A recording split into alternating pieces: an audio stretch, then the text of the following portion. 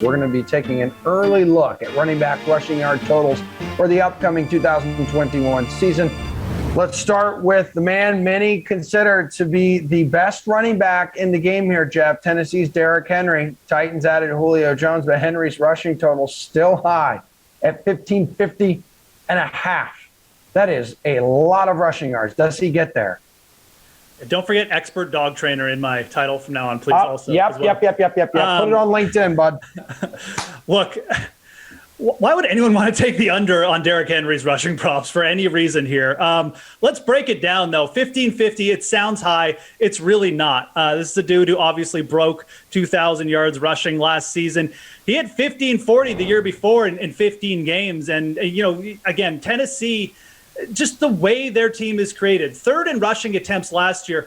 And you add on to the fact they had a bottom 3 defense. So, typically when we talk about teams that rush the ball a lot, it's behind a good defensive team that's giving the RB a lot of late game carries. Tennessee just threw that formula out the window last year and said, we're going to rush Derrick Henry regardless of the game flow. So Tennessee has improved their defense. They've certainly, invested some stock in there this offseason, and I think they're going to improve on defense. I think that's only going to mean more rush attempts for Derrick Henry. You've got the extra game added on as well. And then you've got the fact that Derrick Henry is just an absolute freak who basically is impossible to injure because of his size, Emerson. He runs like he's basically, a scat back out there, even though he's the size of most O-linemen. So, no, I want the over on Derrick Henry. I think this prop is too low.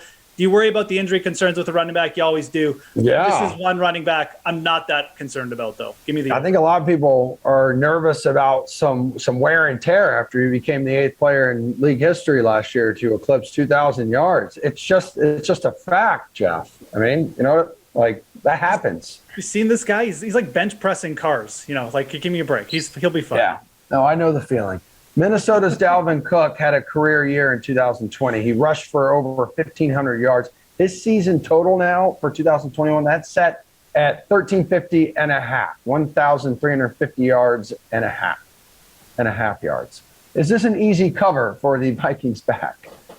Dalvin Cook is definitely more of the injury concern, right? Just the style of player is a smaller back, obviously, a little bit more of a scat back, but he runs pretty violently for a guy his size. So he's only played 14 games now in the last 2 years. Now, the good news is that he hit over 1,550 yards last season while playing only 14 games. He had a career year, 5 yards rushing per attempt. Very good offensive, a zone running scheme that he's in Minnesota. And while their offensive line, it's not terrific, they do have good zone blockers. I just don't see Dalvin Cook necessarily regressing to the point where we need to worry about him going over 1,350 in 17 games. Again, we have the extra game added on. The worry here with Dalvin Cook is injury concerns, but even if he plays 15 games, Emerson, I think he's going to hit this quite easily. This is another over for me for sure. You do have more injury concerns. I'd prefer to take the over on Derrick Henry if we're picking and choosing, but I'm going to take the over here on Dalvin Cook as well. I think this is too low, and this is a player who's just showed he's an elite of the elite last year. Let's go to the quad father. The New York Football Giants are hopeful that they can get a full season out of Saquon Barkley this year. His total is 1,175 and a half. Can he get there coming off another major injury? Yeah, this is one where I'm either just going to lay off or take the under here. And there's a couple reasons why. First of all, you mentioned the injury concern. I expect Saquon Barkley, still a young guy, is obviously a tremendous athlete. And we see these elite athletes just bounce back so quickly from these injuries now that, he'll probably take a big workload early in the season. But what if he doesn't? What if the Giants just want to be, a little bit cautious with their investment? They did invest a little bit into the backup running back position with Devontae Booker. So I think you could see a little bit of a muted workload to begin the year. And then you also have the fact, what if the Giants are bad? Do they try and limit his workload then as well? So there's a couple factors there. The thing that scares me the most about Saquon Barkley, he's probably going to be running behind, if not the worst offensive line in football, one of the worst. This is a very young offensive line. They rated out bottom 8 in terms of pass protection and run blocking as well last year. And it really hasn't improved at all. So it's not really an elite spot for Saquon. I think this total is actually a little bit high for him, especially with the injury concerns. So this one would be an under for me. Speaking of injuries here, Christian McCaffrey, he played just 3 games in 2020.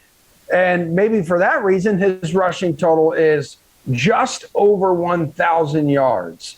Is this a reasonable goal for CMC? 10-25.5.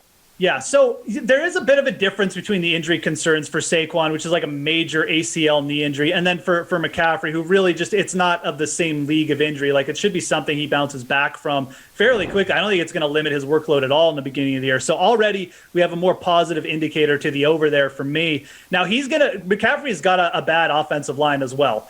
I think Carolina's probably improved it a little bit more, or they at least have the potential to be better in terms of like the rush blocking and stuff than the Giants' offensive line. But it's not a good O-line. You've got Sam Darnold back there. Their defense is still pretty young. At the same time, this one's just too low not for me to lean over here. This is Christian McCaffrey we're talking about, a dude who's averaged 4.9 yards per carry over the last 2 years when he's been on the field, over the last 3 years, when he's been on the field. You saw him get around 287 carries in that big season in 2019. And even if he doesn't approach the same rate of carries he in 2021, we've got the extra game now. 1,025, he's just got to stay on the field, I think. Even if Carolina's bad, he's probably going to hit the over here if he stays on the field. So this one's an over for me. Again, you're getting quite a lower total here on McCaffrey than Barkley, which is really the sell factor for me to take the over on McCaffrey.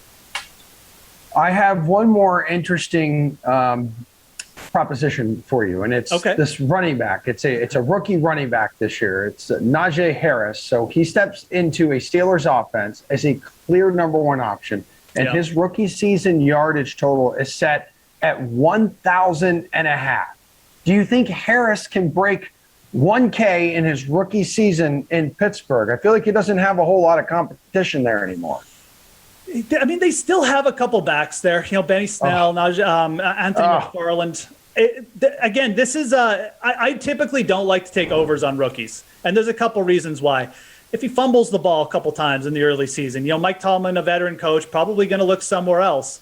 Now, Tomlin has been a guy who's just been like, okay, give me one back, and I'm going to run him till the wheels fall off. So there's opportunity for Harris, but this is really one where I'd probably, instead of taking the under, just lay off. This is a terrible offensive line for the Steelers in terms of rush blocking, or at least they were last year. And I'm not sure how much they're going to improve either. So he's a rookie. There's still a couple backs in the mix there. Again, guys Tomlin has used in the past. And then you've got the bad offensive line as well. It's just not one I'm really that interested in from a prop perspective to take the over. I would probably lean under here just for the rookie. Now, I say all that. I think Najee Harris has a terrific shot of grabbing the number 1 role and smashing this over. It's just not a bet that I'm that interested in. Again, mainly from the fact that he's a rookie and Pittsburgh's offensive line was pretty bad in run blocking last year.